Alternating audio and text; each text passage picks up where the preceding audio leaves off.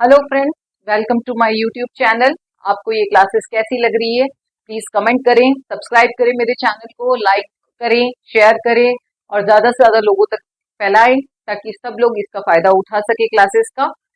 तो आज हम पढ़ने जा रहे हैं प्यूबर्टी एंड मेंस्ट्रुअल साइकिल। ठीक है, प्यूबर्टी क्या होती है?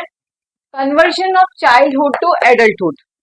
किसी भी फीमेल का, मेल का चाइल्डहुड से एडल्टहुड में चेंज होना, वो होता है प्यूबर्टी पीरियड। प्यूबर्टी पीरियड के 5 साइंस बताए गए हैं।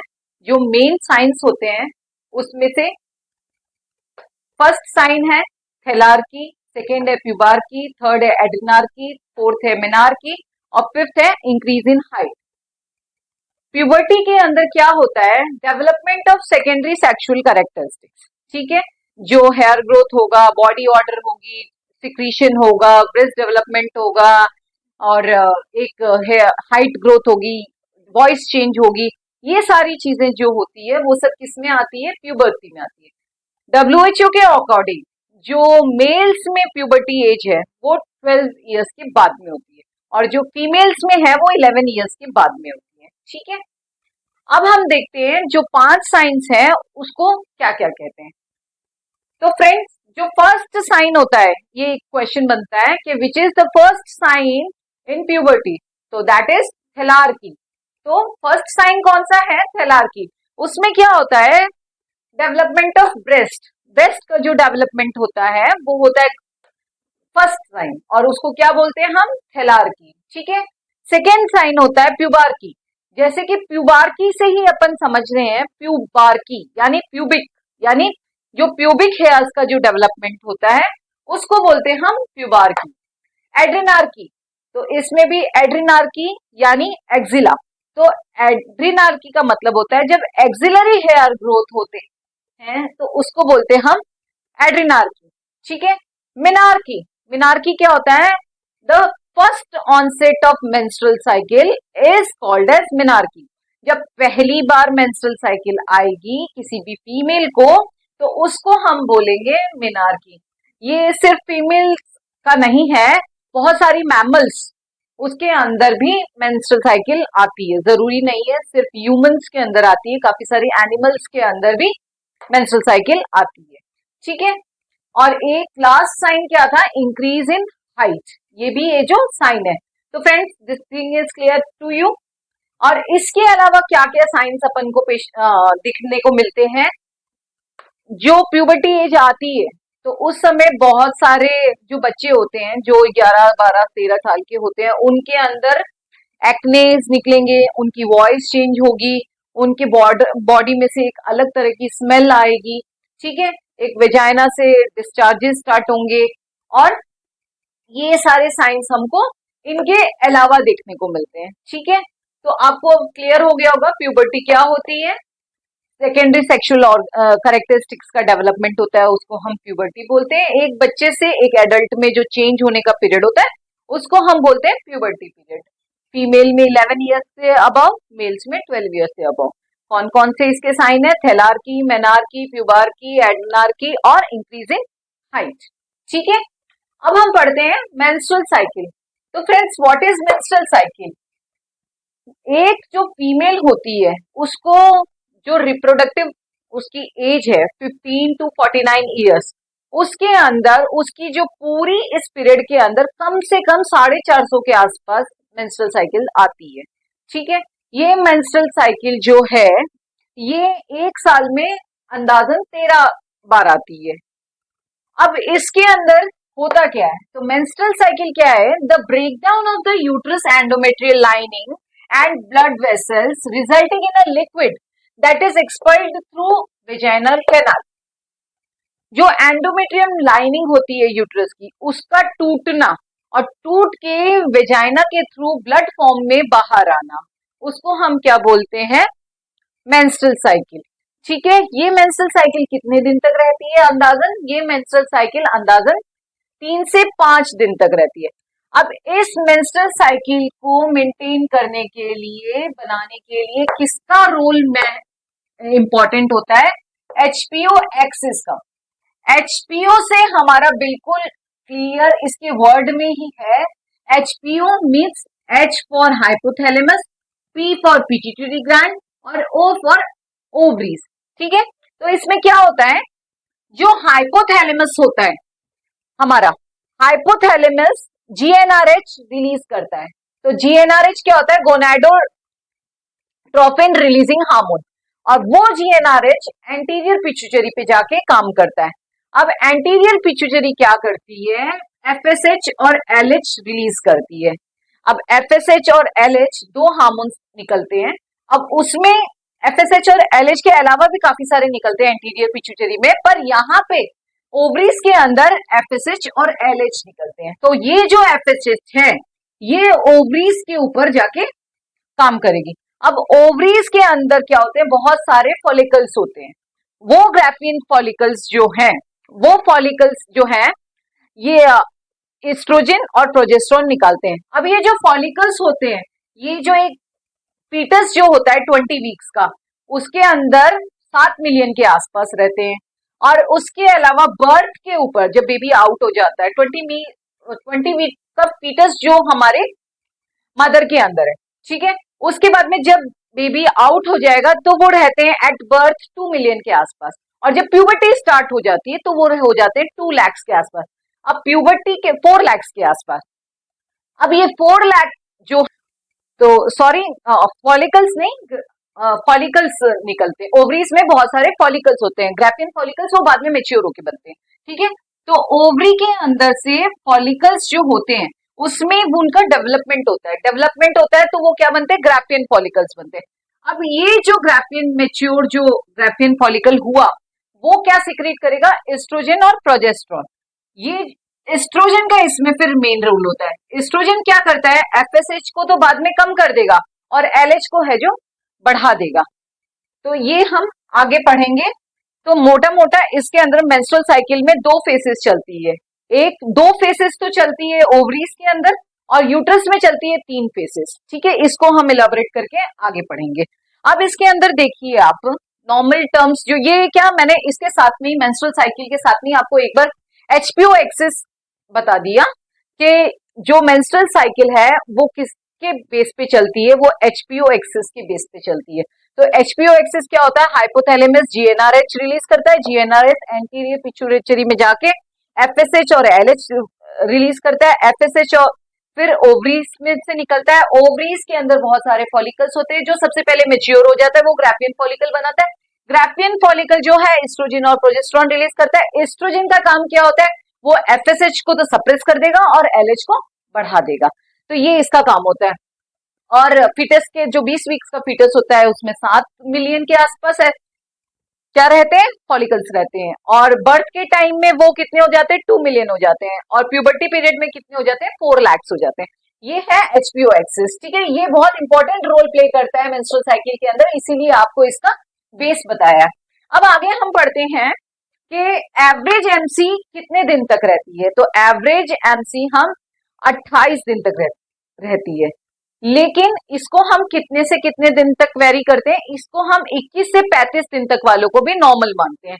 अगर किसी फीमेल की मेंस्ट्रुअल साइकिल 21 दिन से लगाकर 35 दिन के बीच में कभी भी आती है तो वो एक नॉर्मल बात मानी जाती है। ठीक है, और एवरेज जो बोला जाता है वो 28 डेज का बोला जाता है। ठीक है, अब इसके अंदर 21 डेज, ये 21 से 35 बताया ना, तो 21 डेज से कम अगर होती है, 20 कोई फीमेल अगर मेंस्ट्रुअल साइकिल उसकी 21 डेज से पहले स्टार्ट हो जाती है तो उसको क्या बोलते हैं हम, पॉलीमेनोरिया। पॉली मीन्स बार बार होना, है ना।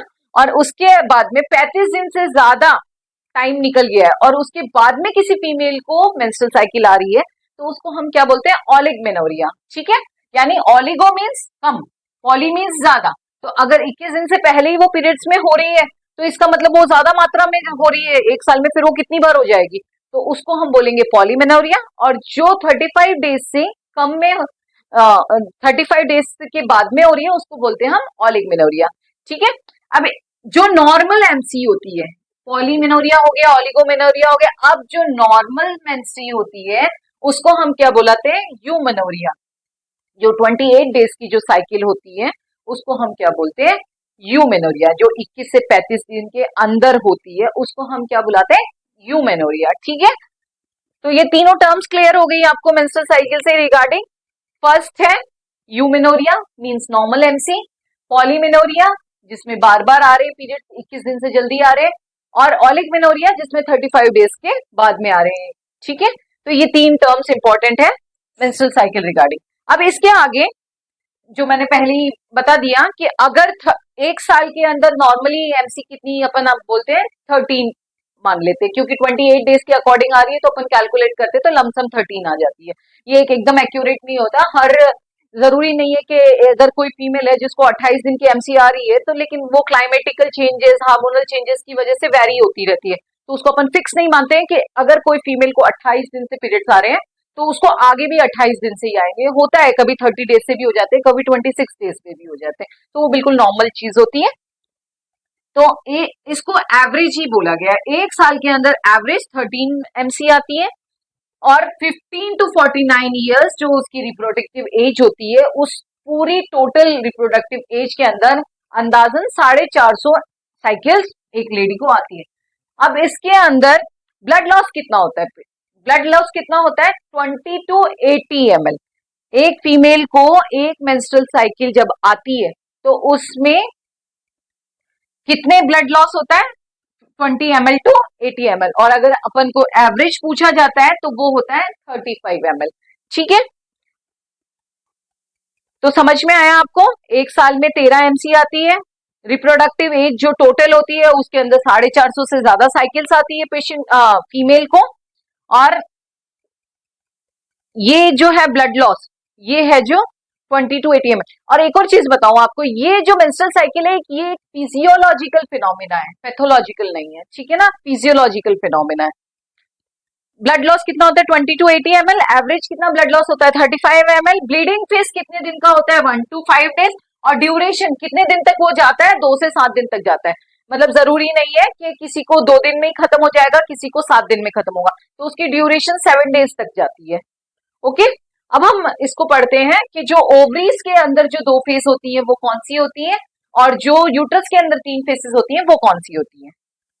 तो फ्रेंड्स, ओवरी के अंदर 2 फेसेस होती है, फॉलिकुलर फेस और ल्यूटियल फेस। तो ये जो नॉर्मल साइकिल 28 दिन की होती है उसके अकॉर्डिंग हम लेके चलते हैं, तो जो फॉलिकुलर फेस होती है वो 1 से 14 दिन की होती है, और जो ल्यूटियल फेस होती है वो 15 से 28 दिन की होती है। जो एक नॉर्मल साइकिल है 28 दिन की, उसके अंदर ल्यूटियल फेस तो 14 दिन की ही रहेगी, और अगर वो साइकिल 28 से ज्यादा या कम होती है तो इसके डेज चेंज हो जाएंगे, लेकिन इसके डेज है वो कांस्टेंट ही रहेंगे। ठीक है, तो मैंने आपको पहले बताया था जैसे कि मेंस्ट्रुअल साइकिल है जो एचपीओ एक्सिस पे काम करती है। एचपीओ एक्सिस का मतलब क्या होता है? हाइपोथैलेमस, पिट्यूटरी और ओवरीज। तो ओवरीज के अंदर क्या होता है? ओवेरियन फेस के जो फर्स्ट फेस है फॉलिकुलर फेस, उसके अंदर क्या होता है? जो हाइपोथैलेमस होता है वो जीएनआरएच रिलीज करता है। जीएनआरएच एंटीरियर पिट्यूटरी पे जाके काम करती है, वो एंटीरियर पिट्यूटरी एफएसएच और एलएच रिलीज करता है। ये जो एफएसएच है ये ओवरी के अंदर जो फॉलिकल्स प्रेजेंट होते हैं उस पे वर्क करता है। जो फॉलिकल्स है खूब सारे मात्रा में होते हैं, उसमें से जो एक डोमिनेटिंग फॉलिकल होता है जिसको हम ग्राफियन फॉलिकल कहते हैं, तो वो मैच्योर जो ग्राफियन फॉलिकल होता है वो रिलीज करता है एस्ट्रोजन। ठीक है, इस एस्ट्रोजन के नेगेटिव फीडबैक की वजह से एफएसएच तो कम हो जाता है और एलएच है जो इंक्रीज हो जाता है। ये जो इंक्रीज एलएच है ये वापस किस पे जाके काम करता है? ग्राफियन फॉलिकल पे। तो जो ये एलएच है वो ग्राफियन फॉलिकल पे काम करता है, तो 14वें दिन ओव्यूलेशन हो जाता है और ओवम है जो रिलीज हो जाता है। लेकिन जो इसके ग्राफियन फॉलिकल के जो रप्चर पीसेस हैं वो क्या कहलाते हैं? कॉर्पस ल्यूटियम कहलाते हैं। अब ये जो कॉर्पस ल्यूटियम है ये 15वें से 28वें दिन का जो हमारा ल्यूटियल फेस होता है उसमें जाके काम करता है। ठीक है, तो अब आ जाते हैं हम इसके सेकेंड फेज पे, ल्यूटियल फेज पे। फ्रेंड्स, जब ओवरी के अंदर फॉलिकुलर फेज चलेगा तो उसी समय यूट्रस के अंदर हमारे प्रोलिफरेटिव फेज चल रहा है। ठीक है, और जब इसके अंदर ल्यूटियल फेज चलेगा तो यहाँ पे सिक्रीटरी फेज चल रहा है। ये दोनों जो फेसेस है पैरेलल चलते हैं। ठीक है, अब इसका जो सेकेंड फेज है ल्यूटियल फेज, ये 15वें दिन से स्टार्ट होता है। जैसे कि फॉलिकुलर फेज हमने पढ़ा उसमें 1 से 14वें दिन तक फॉलिकुलर फेज रहता है, और 15वें दिन से जो स्टार्ट होता है वो होता है ल्यूटियल फेज। अब इसके अंदर क्या होता है, जो कॉर्पस ल्यूटियम, जो लेफ्ट पीसेस थे ग्रैफियन फॉलिकल्स के यहाँ पे, वो जो कॉर्पस ल्यूटियम, उसको हम कॉर्पस ल्यूटियम कहते हैं, वो कॉर्पस ल्यूटियम क्या करता है, सिक्रीट करता है प्रोजेस्ट्रॉन। प्रोजेस्ट्रॉन ज्यादा मात्रा में सिक्रीट करेगा और जो एस्ट्रोजन है वो कम हो जाएंगे। ठीक है, अब प्रोजेस्ट्रॉन को क्या बोलते हैं हम, ट्रोपोलाइटिक एजेंट बोलते हैं, जो प्रेगनेंसी को मेंटेन करने का काम करता है। ठीक है, और कॉन्ट्रैक्शन को प्रिवेंट करता है। तो जो ये कॉर्पस ल्यूटियम है ये सेक्रीट करेगा ज्यादा मात्रा में तो प्रोजेस्ट्रॉन और कम मात्रा में एस्ट्रोजन। ये प्रोजेस्ट्रॉन क्या करेगा, प्रेगनेंसी को मेंटेन करेगा। अगर फर्टिलाइजेशन हो जाता है, यहाँ पे जो ओवम रिलीज हुआ, वो ओवम अगर फर्टिलाइजेशन कर देता है स्पर्म के साथ मिलके, तो वो आगे जाके कॉर्पस ल्यूटियम को कॉर्पस वेरियम में चेंज करेगा और 3 महीने की प्रेगनेंसी को मेंटेन करेगा और आगे जाके प्लेसेंटा बनाएगा। ठीक है, वो कॉर्पस ल्यूटियम यहां तक काम करेगा। अगर फर्टिलाइजेशन नहीं हुआ तो क्या होगा कि वो कॉर्पस ल्यूटियम है जो कॉर्पस मेंस्ट्रुअलिस, नाम से क्लियर हो रहा है मेंस्ट्रुअलिस, तो वो कॉर्पस ल्यूटियम मेंस्ट्रुअलिस में चला जाएगा, कॉर्पस मेंस्ट्रुअलिस में चेंज हो जाएगा। कॉर्पस ल्यूटियम मेंस्ट्रुअलिस के बाद में कॉर्पस ल्यूटियम एल्बिकिंस में चला जाएगा, उसके बाद चेंज हो जाएगा और उसके बाद में 28 दिन बाद में वो डिसअपियर हो जाएगा। ये फ्रेंड इसकी ल्यूटियल फेज थी। ये दोनों फेसेस आपको ओवरीज की क्लियर हो गई होगी। फर्स्ट फेज फॉलिकुलर फेज थी, सेकंड फेज ल्यूटियल फेज थी। फर्स्ट फेज 1 से 14 दिन तक रहती है, सेकंड फेज 15 से 28 दिन तक रहती है। जब ओवरी के अंदर फॉलिकुलर फेज चल रही होती है तो यूट्रस के अंदर प्रोलिफरेटिव फेज चल रही होती है। जब ओवरी में ल्यूटियल फेज चल रही होती है तो यूट्रस के अंदर सेक्रेटरी फेज चल रही होती है। ठीक है, अब जो ये यहाँ पे जो ब्लीडिंग फेज, इसके बाद में हम यहाँ आ जाते हैं यूट्राइन के अंदर ब्लीडिंग फेज के अंदर। तो फ्रेंड्स इसके बाद में ब्लीडिंग फेज के अंदर यहाँ पे जो 28वें दिन पे कॉर्पस ल्यूटियम डिसअपियर हो रहा था, वो अब यहाँ पे आके ब्लीडिंग फेज में आ जाएगा। 1 से 5 दिन तक ब्लीडिंग फेज होगी। अब कॉर्पस ल्यूटियम का जो मेन काम था प्रोजेस्ट्रॉन और एस्ट्रोजन को सिक्रीट करने का, जिसमें जो प्रोजेस्ट्रॉन ज्यादा मात्रा में सिक्रीट हो रहा था, अब वो यहाँ क्या होगा, एस्ट्रोजन और प्रोजेस्ट्रॉन कम हो जाएगा, डिक्रीज हो जाएगा। अब एस्ट्रोजन का क्या काम होता है, वेजोडाइलेटेशन का, तो वो क्या करेगा, कम होने की वजह से क्या करेगा, वेजो कंस्ट्रिक्शन करेगा। किसका वेजो कंस्ट्रिक्शन करेगा, यूट्राइन आर्टरी का कंस्ट्रिक्शन कम करेगा। अब जब वेजो कंस्ट्रिक्शन यूट्राइन आर्टरी का होगा, कॉन्स्ट्रिक्ट होगी, तो यूट्रस की जो एंडोमेट्रियम है उसको न्यूट्रिशन कम मिलेगा। न्यूट्रिशन कम मिलने की वजह से उसमें क्या हो जाएगा, हाइपोक्सिया हो जाएगा। हाइपोक्सिया यानी उसको ऑक्सीजन कम मिलेगी, न्यूट्रिशन कम मिलेगा। इस वजह से यूट्राइन जो आर्टरी है वो क्या हो जाएगी, यूट्राइन जो एंडोमेट्रियम सेल्स हैं वो मर जाएंगे और उसमें क्या हो जाएगा, इस्कीमिया हो जाएगा, उसका नेक्रोसिस हो जाएगा, उसका हाइपोक्सिया हो जाएगा, ये सब हो जाएगा। और उसके बाद में जब उसके अंदर न्यूट्रिशन ही नहीं मिल रहा है, कुछ हो ही नहीं रहा है, तो उसके बाद में क्या हो जाएगा, ब्लीडिंग स्टार्ट हो जाएगी। ठीक है, उस समय जो एंडोमेट्रियम की जो थिकनेस है वो 1 से 4 mm रहती है।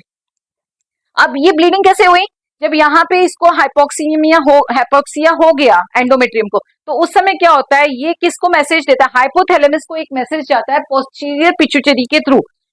हाइपोथैलेमस पोस्टीरियर पिट्यूटरी को एक मैसेज देता है और वो ऑक्सीटोसिन रिलीज करती है। ऑक्सीटोसिन की वजह से ब्लीडिंग फेज स्टार्ट हो जाता है। तो आपको ये समझ में आ गया, जो कॉर्पस ल्यूटियम 28वें दिन डिसअपियर हो गया था, वो यहाँ पे आके ब्लीडिंग फेस करता है। उसके अंदर 1 से 5 दिन तक फीमेल को ब्लीडिंग रहती है। उसके अंदर जो वहां पे कॉर्पस ल्यूटियम का क्या काम होता है, प्रोजेस्ट्रॉन को रिलीज करना, ज्यादा मात्रा में प्रोजेस्ट्रॉन रिलीज होते हैं। लेकिन यहाँ पे जब वो डिसअपियर ही हो गई है तो एस्ट्रोजन है जो और प्रोजेस्ट्रॉन है जो कम हो जाएंगे। अब एस्ट्रोजन का काम वेजोडाइलेटेशन का होता है, लेकिन जब वो कम हो गए हैं तो वो क्या करेंगे, वेजो कॉन्स्ट्रिक्शन करेंगे। किसका करेंगे, यूट्राइन आर्टरी का कम करेंगे। अब कॉन्स्ट्रिक्शन की वजह से जो एंडोमेट्रियम वॉल है उसको प्रॉपर न्यूट्रिशन नहीं मिलेगा, उस वजह से उसमें हाइपोक्सिया हो जाएगा, नेक्रोसिस हो जाएगा। तो उस समय एंडोमेट्रियम क्या करेगी, उसको जब न्यूट्रिशन नहीं मिल रहा है तो वो क्या हो जाएगी, ब्लीडिंग फॉर्म में बाहर निकल जाएगी। और इस समय एंडोमेट्रियम की थिकनेस कितनी हो जाएगी, 1 to 4 mm हो जाएगी। और ये प्रोसीजर किसके थ्रू होगा, जो हमारा हाइपोथैलेमस है वो पोस्टीरियर पिट्यूटरी को मैसेज भेजेगा और वो पोस्टीरियर पिट्यूटरी ऑक्सीटोसिन रिलीज करेगी और उस वजह से ब्लीडिंग फेज स्टार्ट हो जाएगा। ठीक है, ये बिल्कुल इजी चीज थी यूट्राइन फेज के अंदर जो ब्लीडिंग फेज है। अब इसके बाद में सेकेंड फेज जो यूट्रस के अंदर चल रहा है वो है प्रोलिफरेटिव फेज।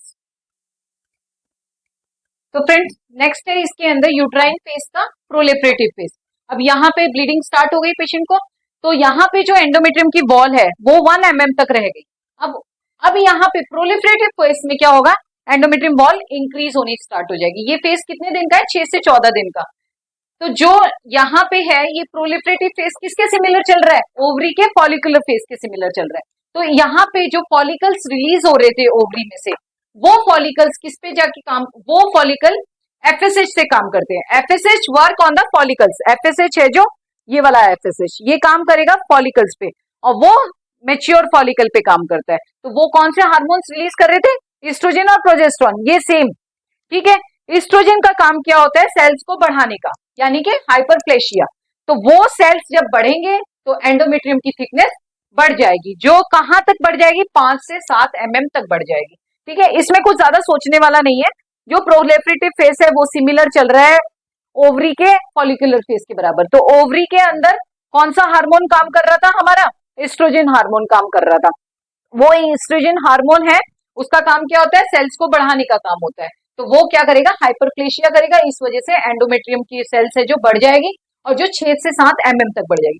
अब इसके आगे क्या होगा, सेक्रेटरी फेज। ये 14 दिन तक था, सेक्रेटरी फेज है 15 से 18 दिन का। वो सेक्रेटरी फेज किसके समांतर है, यहाँ पे ल्यूटेल फेज के, यानी कि जो ये कॉर्पस ल्यूटियम बना था, इस कॉर्पस ल्यूटियम क्या सिक्रीट करता है, एस्ट्रोजन और प्रोजेस्टेरोन।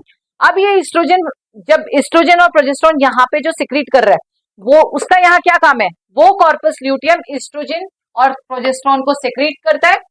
और एस्ट्रोजन क्या करता है, सेल्स को बढ़ाने का काम करता है, और प्रोजेस्टेरोन क्या काम करता है, जो साइज है सेल्स की उसको बढ़ाने का काम करता है। जो सेल्स बढ़ेगी उसको बोलेंगे हाइपरप्लेशिया, जो यहाँ बताया था, और जो प्रोजेस्टेरोन की साइज बढ़ेगी उसको क्या बोलेंगे, हाइपरट्रॉफी।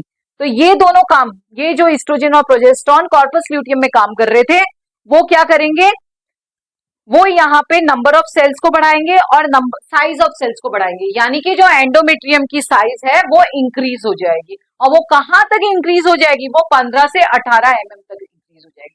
तो फ्रेंड ये पूरा का पूरा हमारा फेसेस हमने समझे, किसके समझे, ओवेरियन फेज समझा मेंस्ट्रुअल साइकिल का, जिसमें के 2 फेसेस होते हैं, और यूट्राइन फेज समझा जिसमें के 3 फेसेस होते हैं। ओवेरियन फेज के फॉलिकुलर फेज जो कि 1 से 14 दिन तक होता है, और ल्यूटियल फेज जो कि 15 से 28 दिन का होता है। और यूट्राइन के अंदर 3 फेसेस हैं, एक तो ब्लीडिंग फेज, प्रोलिफरेटिव फेज और सेक्रेटरी फेज, ठीक है। 1 से 5 दिन तक होता है ब्लीडिंग फेज, प्रोलिफरेटिव फेज होता है 6 से 14 दिन, और सेक्रेटरी फेज होता है 15 से 18 दिन, ठीक है। ये हमारी पूरी की पूरी मेंस्ट्रुअल साइकिल है। उम्मीद करती हूँ आपको समझ में आ गई होगी, और फिर भी अगर कोई डाउट है तो आप कमेंट करके पूछ सकते हैं, ठीक है फ्रेंड्स। आज की क्लास में इतना ही, और मेरे हिसाब से आपको एचपीओ एक्सिस अच्छे से समझ में आ गया होगा, और एचपीओ एक्सिस से ही काम करती है हमारी मेंस्ट्रुअल साइकिल के ऊपर, वो एक बेस है, उसके आधार पर हमारी मेंस्ट्रुअल साइकिल चलती है। जब ये एचपीओ एक्सिस काम करेगा, यहाँ से लास्ट में जो ग्राफियन फॉलिकल निकलेगा, ये ग्राफियन फॉलिकल है जो ओव्यूलेशन करेगा। ओव्यूलेशन के बाद में जो ग्राफियन फॉलिकल के टूटे हुए पीसेस बच जाते हैं, वो टूटे हुए पीसेस यहाँ पे जाके कॉर्पस ल्यूटियम बनता है उन टूटे हुए पीसेस से। वो कॉर्पस ल्यूटियम यहाँ सिक्रीट करते हैं एस्ट्रोजन और प्रोजेस्टेरोन, प्रोजेस्टेरोन ज्यादा मात्रा में होते हैं, उसकी वजह से जो प्रेगनेंसी है वो मेंटेन रहती है, फर्टिलाइजेशन हो जाता है, तो हमारे प्लेसेंटा डेवलपमेंट में मदद कर देता है। फर्टिलाइजेशन नहीं होता है तो 28वें दिन जाके वो डिसअपियर हो जाती है, फिर ये यहाँ पे 28वें दिन पे डिसअपियर हो जाता है, ठीक है। उसके बाद में हम इसके, जब ये डिसअपियर हो जाता है तो यहाँ पे जाके 1 से 5 दिन तक ब्लीडिंग कर देता है, और ब्लीडिंग होने के बाद में यहाँ पे जो है एस्ट्रोजन और प्रोजेस्टेरोन ब्लीडिंग होने की वजह से जब कम हो जाते हैं, अब वो कम हो गए तो यहाँ पे उसका जो मेन काम होता है डायलिटेशन का होता है, लेकिन जब कम हो गए तो वो कॉन्स्ट्रिक्शन कर देगा यूट्राइन आर्टरी का। अब कॉन्स्ट्रिक्शन करने की वजह से यूट्राइन आर्टरी को जब प्रॉपर सप्लाई नहीं मिलेगी, उसको न्यूट्रिशन नहीं मिलेगा, तो नेक्रोसिस हो जाएगा, हाइपोक्सिया हो जाएगा, उस वजह से वो है जो ब्लीडिंग करने लग जाएगी। तो उस समय हमारी जो एंडोमेट्रियम की लेंथ होती है वो कितनी हो जाती है, 1 से 4 mm हो जाती है।